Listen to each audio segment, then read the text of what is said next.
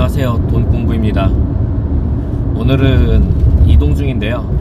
어딜 가느냐 하면 청주로 가고 있습니다. 어젯밤 연락이 왔어요.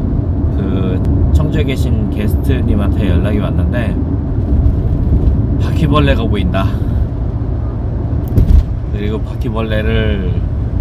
새끼 바퀴벌레를 좀 많이 잡았다. 그래서 저도 깜짝 놀라서 지금 부랴부랴 내려가고 있습니다. 원래 그 호실이 바퀴벌레 같은 건 안 나왔었거든요. 근데 어떻게 나오게 된 경위인지 가서 좀 보고, 아마 침대 프레임 사이에서 나온 것 같다라고 하는 거 보니까 아마 새로 구입한 침대에 알이 섞여 있었다든지, 아니면 거기가 좀 수변한 상태가 됐고 따뜻했기 때문에 거기서 또 바퀴벌레가 들어왔을 수도 있고.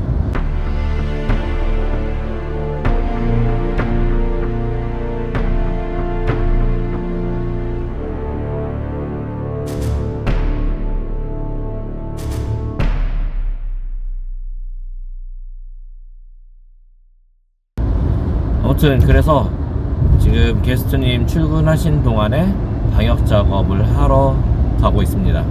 이런 경우는 즉대응을 해줘야 돼요. 이제 연락 온 그 당일날이라도 가서 즉대응을 할 수 있도록 해줘야 됩니다. 얼마나 불편하시겠어요. 바퀴벌레가 자는 동안에 기어다닌다고 생각하면은. 저는 굉장히 화를 냈을 것 같아요. 근데 이번에 게스트님께서 좀 차분하게 말씀도 해주시고 크게 불평을 안 해주셨어요. 너무나도 감사하게. 그래서 지금 내려가고 있는데, 바퀴벌레 이슈 같은 경우는 우리가 보통 구축 아파트나 구축 오피스텔 아니면 좀 오래된 빌라를 많이 선정을 하잖아요. 이제 저희 고정비를 줄이기 위해서 많이 선정을 하는데, 바퀴벌레가 가끔 나오는 세대가 있습니다. 처음에 방을 고를 때부터 좀 유심히 보긴 해야 되는데, 유심히 보더라도 리모델링을 좀 해놓은 호실 같은 경우는 전혀 알 수가 없고, 이전에 살고 계시던 분이 나가시기 전이나 생활하시던 것, 아니면 나가고 얼마 안 있는 호실 같은 경우는 곳곳에 바퀴벌레 트랩이 설치되어 있어요. 이거는 기존에 사셨던 분이 바퀴벌레가 나오는 걸 알고 트랩을 설치하신 거겠죠. 그렇기 때문에 웬만해서는 아무리 좋아 보여도 그 호실은 잘 선정을 하지 않는 편이에요. 왜냐면 그렇게 한번 바퀴가 생겼던 세대 같은 경우는 또 생길 확률이 굉장히 높기 때문에 또 이런 식으로 또 불려 나가야 되고, 그렇기 때문에 좀 보통은 잘 선정을 안 하는 편입니다. 그러함에도 불구하고 단기 임대 같은 경우는 부업으로서 꼭 한 번은 도전해 봤으면 좋겠다라고 말씀드릴 수 있어요. 왜냐면 생각보다, 그러니까 어떤 분은 리스크가 굉장히 크다고 말씀하시는데 리스크가 별로 안 커요. 그거에 대해서 말씀드리면, 33회 단기 임대를 시작하기 위해서 들어가는 총 비용이 보증금 지방 오피스텔이나 소형 아파트 기준입니다. 200에서 3만원 정도고, 월세는 한 30만원 정도, 그리고 관리비랑 소모품 비용 따지면 월 10만원 정도, 집기 세팅 비용 총 150만원 하면은 초기 들어가는 비용이 보증금 300, 세팅 비용 150, 복비 30, 그리고 월에 40만원 정도. 그럼 세팅하고 최악의 상황을 가정해 볼게요. 최악의 상황이 뭘까요? 1년 동안 단 한 번의 게스트를 못 받는 경우가 되겠죠. 그러면 1년 동안 최대 손실액은 480만원 정도겠죠. 부업이라고 생각하면 굉장히 큰 돈일 수 있는데, 뭔가 리스크를 안고서 투자하고 이거를 도전해봐야겠다라고 하는 영역 자체에 대해서는 1년에 가장 망한 금액이라 할지라도 480만원인 거죠. 근데 그런 일은 발생하진 않고요. 왜냐면 가장 안 좋은 호실이라 할지라도 게스트가 안 들어오신 분이 없었어요. 초반에 리뷰가 쌓이기 전에는 2주 동안 공실이 난 호실도 있긴 했었지만, 제가 갖고 있는 호실 중에서는 최대로 길게 공실이 난 경우가 딱 2주였어요. 그거 말고는 거의 대부분 계속 공실 없이 돌아가고 있고요. 공실이 있다 하더라도 게스트 예약과 예약 사이에 떠있는 3일에서 5일 정도 났던 거 외에는 없었습니다. 막상 어떤 것부터 좀 하기 어렵다 그러신 분은 이제 제 영상 올려둔 거를 몇 개를 시청해 보시면 감이 잡히실 거예요. 그리고 단기 임대 세팅 리스트도 제가 드리고 있으니까 그거 참고하셔서 세팅을 하신다면 생각보다 저렴한 금액에 세팅도 가능하고요. 당장 밖에 나가서 진행하는 걸 추천드려요. 왜냐면 사실 33M2 공급이 조금씩 꾸준히 늘어나고 있거든요.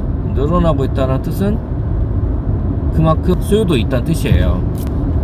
그러면 이제 먼저 진입한 사람들은 리뷰를 찬찬히 더 쌓고 있겠죠. 그러면 내 호실보다 저 미리 진입한 사람들이 더 경쟁력이 있을 테고, 그 경쟁력을 이기려면 남다른 안목으로 뭔가 내가 실내 디자인 쪽에 굉장히 좀 뛰어나다 그러면 다른 호실과 차별점을 둘 수 있을 정도로 인테리어를 잘한다든지, 아니면 주변 경쟁 단기 임대 매물보다 더 싼 가격으로 공급을 한다든지, 아니면 수요층이 있는데 다른 단기 임대 공급자들이 못 들어간 지역을 내가 발견한다든지, 보통 이러기는 좀 쉽진 않죠.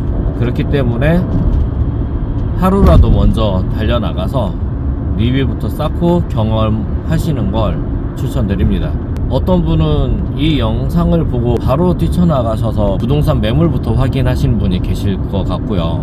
어떤 분은 아유 뭐 다음에 하지 이런 식으로 또 미루게 되면 머릿속으로 생각만 하고 행동을 하지 않으면 분명히 뒤처지게 됩니다. 당연한 이유죠. 이미 달려나가서 진행하고 경험을 쌓고 있는 사람보다 내가 더 생각만 하고 나중에 한 사람이 노하우가 더 적을 수밖에 없겠죠, 당연히. 그러니까 생각보다 리스크가 안 크니까 먼저 달려나가서 도전하시는 걸 추천드리는 이유입니다. 또 경험이 쌓이면 생각보다 어렵지 않은 거기 때문에, 그리고 게스트가 들어와 있는 동안에 생각보다 시간이 많이 남습니다. 그래서 단기 임대 하시는 분들은 보통 한 개만 하시진 않아요. 괜찮으니까 2개, 3개, 4개 이렇게 늘려나갑니다. 그리고 직장 다니시는 분들도 3개 정도까지는 직장 다니면서 충분히 할 수 있는 수치거든요. 그러면 3개를 운영을 한다고 했을 때 한 달에 한 300 정도 매출액이 발생되는 거죠. 순수익은 임대료에 따라서 또 관리비, 그 다음에 소모품비 들어가는 거에 따라서 좀 변동이 있겠지만, 직장인으로서는 굉장히 내가 에너지를 초반에 썼고 그 이후에는 많이 들어가지 않는 부업 중에 하나라고 생각이 듭니다. 저도 그렇게 시작을 했고요. 단기 임대 부업을 하고 싶은데 잘 모르시겠다 하시는 분들은 뭐 저 말고도 다른 유튜버 분들도 굉장히 잘 하시는 분들도 많아요. 그분들 거 영상 참고하셔도 좋고, 기왕 보신 김에 제 채널 들어가셔서 다른 영상들 보셔도 도움이 많이 되실 거예요. 실제로 저는 직장 생활하면서 단기 임대를 1호점, 2호점, 3호점을 오픈을 해보고 이 단기 임대 시장이 괜찮아서 직장을 그만둔 케이스거든요. 기왕 영상 보신 김에 구독도 눌러주시고요. 이 채널 작으니까 다음에 찾기 어렵거든요. 그러니까 꼭 구독 눌러주시고 채널 방문하셔서 다른 영상들도 꿀팁을 많이 모아놨거든요. 그 영상을 참고하시면 단기 임대 부업을 시작하시는데 도움이 많이 될 것 같습니다. 오늘은 마이크 없이 이동 중에 영상을 찍어서 음성이 좀 고르지 못한 점 죄송합니다. 지금까지 시청해주셔서 감사합니다.